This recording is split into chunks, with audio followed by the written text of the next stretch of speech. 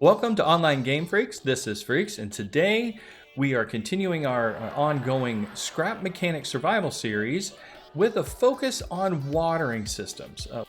Our goal is to fight off successfully the top raid in Scrap Mechanic Survival, which is a tier 10. You have to have the maximum crops in, you have to have 100 plots, which we have here.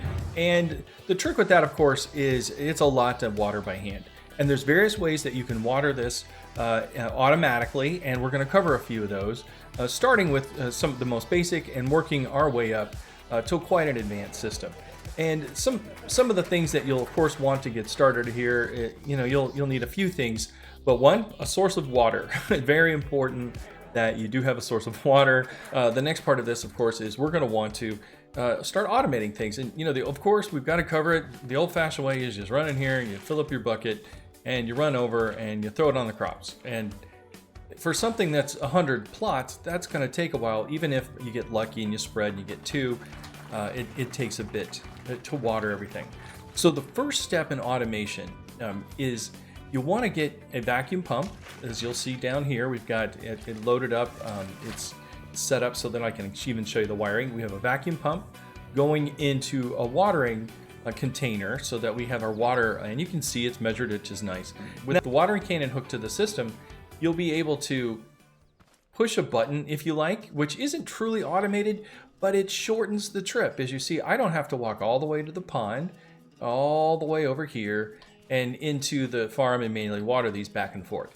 By simply installing a button to the pump down there, we're able to one at a time. Every time I push the button, we get ourselves a nice squirt of water. And if you're holding a bucket when this happens, here, I'll just throw it, empty, you stand under it, you can fill your bucket over and over. So this works well, and you could call it sort of automation, but it's more of, it makes your life simpler, but not necessarily what I would call fully automated.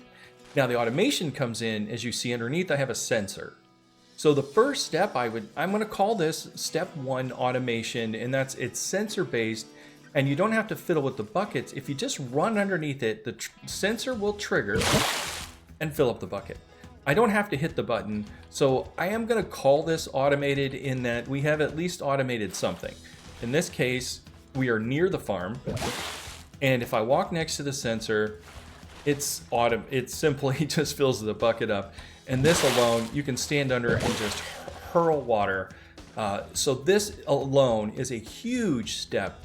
And the minimum being, of course, you have to have the vacuum pump, the watering container, and a sensor, so that the sensor itself, and I have the sensor in this case wired into a logic gate. It's an OR gate, so I can use the switch or I can use the button.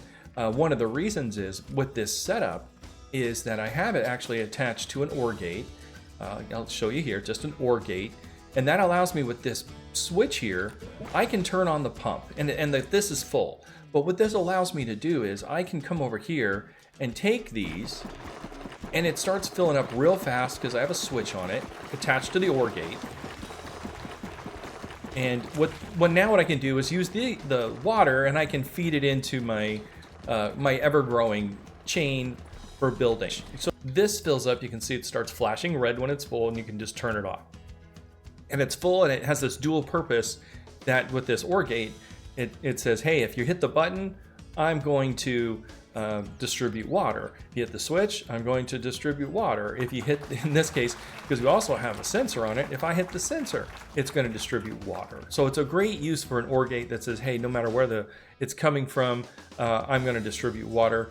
There is one catch, is that if I'm triggering the sensor and I hit the button, we don't get anything. But that's okay. I'm calling it automated because of the bucket situation, and that's the current system we have installed. The next system of watering is a little bit. We build on the system, but we're going to add a few parts that allow us to cover more range in our system. Without running around with buckets at all, and we'll call it truly automated. In this case, we've half automated it because we can take a shower in it and fill up our buckets, but we're not fully automated. What next step is, though, and that is what we're going to do. we're basically going to create a sprinkler. Just to make it simple, spoiler, we're going to create a sprinkler. And with that, well, we'll just need to find a point that works. I think right off the tower here for like right here. Let's build a sprinkler system that can cover our crops as much as possible. It's one thing with these systems, it may, with the sprinklers like in your yard, it goes back and forth. Eventually it'll cover everything. We'll put it right here. I like being up and tall. I think that's great. But we'll put that there. And then we're gonna put our pipe on it like so, bearing. Now we'll be able to go, we'll turn left to right and cover the field that way.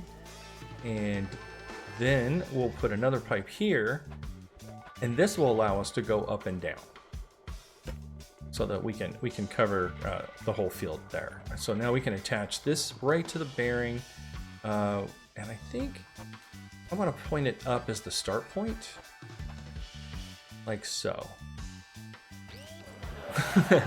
It'll straighten out once we get a controller on it, but I think that's a good start point for the hookup of this. And one of the things that I have learned through experience is like I'll fiddle with these things, trying to get the adjustments just right, trying to cover a perfect field, and I realize that sometimes just move a couple of blocks. Like maybe it doesn't cover the first row, just move it to the end. Nothing wrong with that. You've saved it, now it sprays, it covers everything, and you're not running around carrying buckets, which we all know is the goal of this entire exercise. Down with buckets. Okay, here we go. Controller to the one bearing. Let's do the up and down bearing that way, and or the left and right. There we go. All right, so we're in our neutral position. Double check that. So the one bearing is left and right, and the two bearing is up and down. So let's start with getting the left. All right, a little dialing in here. I think we have somewhat of a pattern that looks like what I'm going for, which is a bit of a coverage left to right, top to down. It will change angles, and the randomizer should hit it a little bit. But just to show you where we're at, what I've got so far is it'll go left to right on the top row. There's a bit of a quick one at the end there as it resets itself. It'd be nice to have another programming option to the right, but we ran out of loops, so it'll be a little bit of a hurry. And then it does the up and down piece, but it slowly works its way up, and then it comes back down and resets at the end. And I've got the speed all the way up to fast, so you can see how this dance looks. I haven't hooked the water to it, but you can see how it goes left, it goes down a little bit, goes right, goes down a little bit, left, goes down a little bit, etc. Until it goes to about an 80 degrees, so almost 90, which should make sure it's firing a little bit. I haven't hooked the water to it yet, so we're all going to learn together how far this is going to fly. So now all we need to do, let's try our water. And actually, let me take some of these plants out so we have a couple extra dry plots we can use to see how successful this is. And like before I pointed out, because I have several things that need water, I have this OR gate on top. So we'll go right to that. So the switch is hooked to it, and then the water tank itself, we're gonna hook up to our water cannon. Like that. So, okay, so we are armed. So in theory, when I hit this switch, it's gonna water everything. It's gonna be great. Now I do anticipate it's gonna miss some things. Ooh, let me slow it down. Part of this is that, and this is why we built next to a water source, is a little patience is required. It's gonna spray at random. It's gonna keep pulling in water from the pond, which the water in the pond is infinite, so there's no problem there. But we do want it to move slow so that it has time for the splashing to do its maximum piece. It'll turn on, but it'll only send one piece of water out, all right? Because it just does one every time you turn it on. So what we're gonna have to actually do is turn on a pulse to this so it knows to keep just spray as quick as it can. And to do that, we just set up a little looper. Let me turn this off. Okay, we're so close. You can see how it's spraying, but it's not repeating it. So what we can do is, and you can set these up with a timer or without a timer. I find for a sprinkler system, keep it simple. You want to spray as fast as possible. So we can do that, but I'll grab a timer so you can see both, because I do want to build on that timer concept here in a second on the next iteration of our watering system. a very easy way to do this is just to set these 3 guys up like so.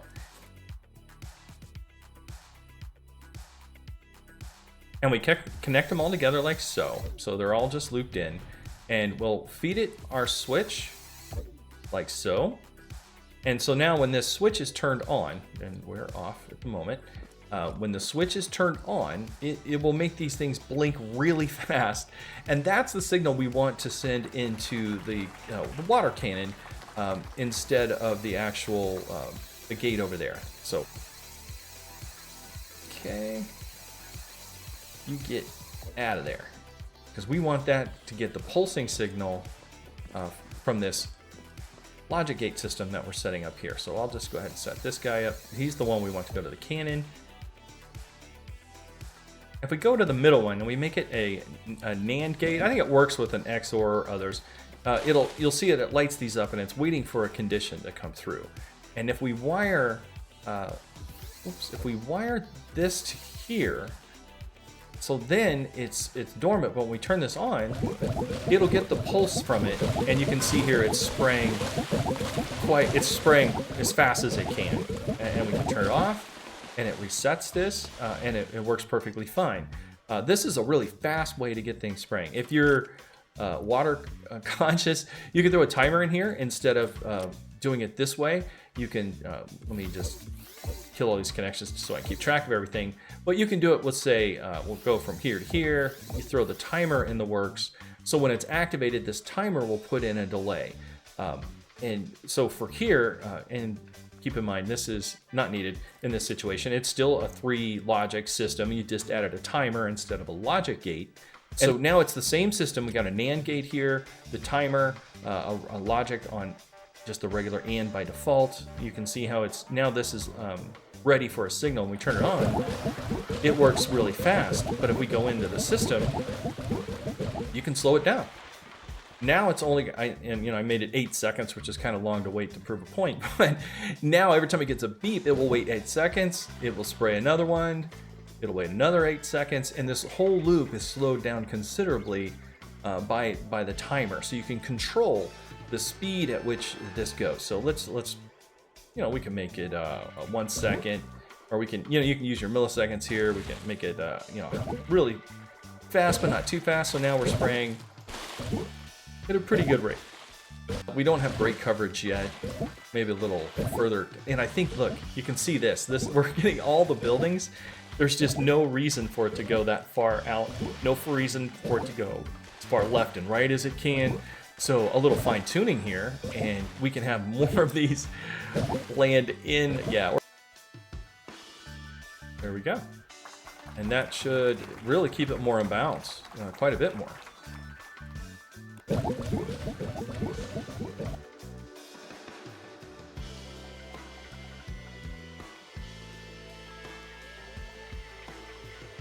Yep, it's definitely a system, and we can dial it in a little more. And if I was going to leave it this way, I definitely would.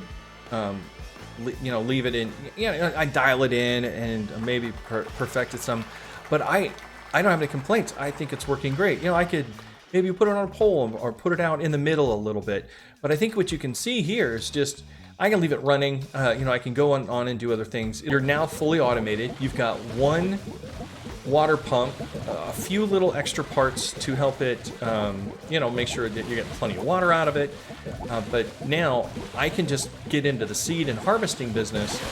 I'm no longer in the watering business, which is, it's just wonderful. Now, the thing about this system is, as you can see, requires a little patience, and I could dial it in and I could call it a day, and I'd probably get it to this point where I'd have every crop watered, and there would be no reason to go any further. However, I'm trying to get prepared for the level 10 maximum rate, and for that we're going to be planting really top tier crops. We're going to have raids coming every single night, and at that point I'm going to be scrambling, trying to make sure that the defenses are set up and the traps are working and I have enough potatoes that I can't be watering, I can't be harvesting the crops or anything like that. And so I'll want the system to do that for me.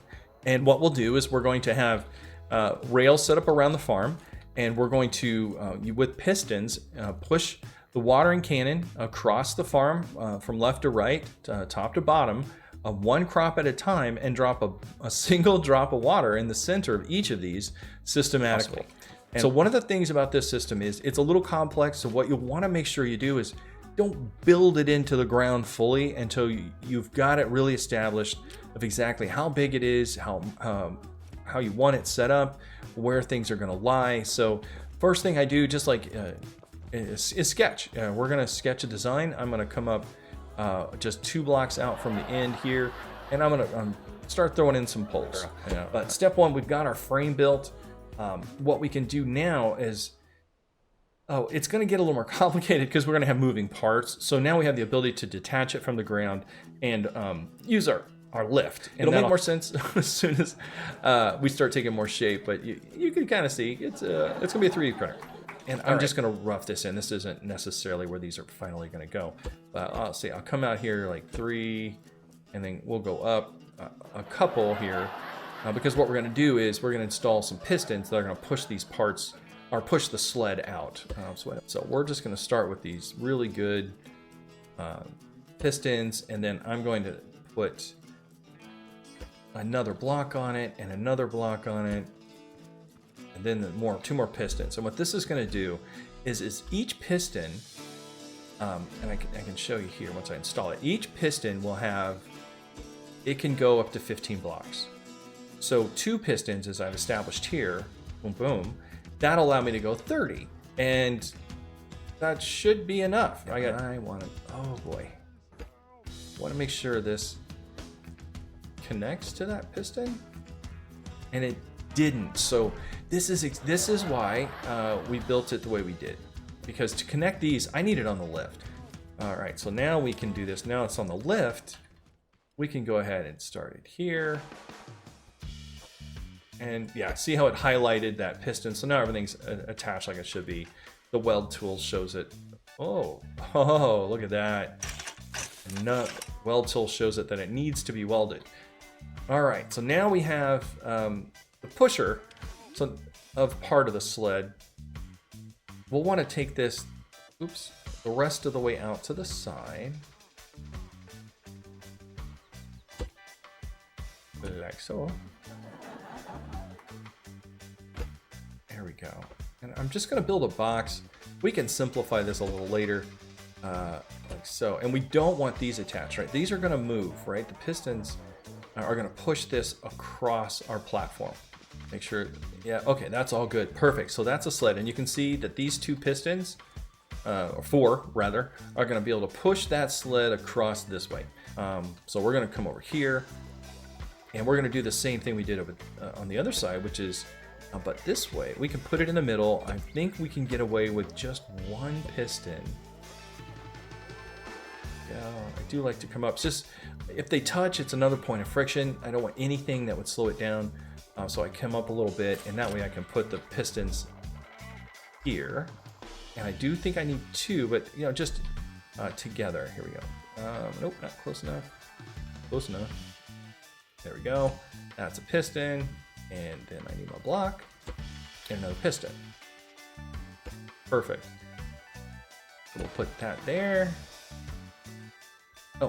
And that one more block out actually allows us to build the frame. And I was going to say, I'll just hang it, but it won't. You're going to be two pistons out, and it's just going to want to flop all over the place. I mean, it's spraying. It's going to look really rough. Here, there we go. It's right on center this way, right on center this way. This is exactly what we wanted.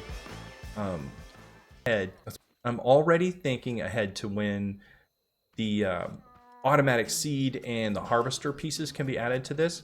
But for right now, I think I'm really happy with this. I've got a sled on top pushing the water system with a couple of pistons.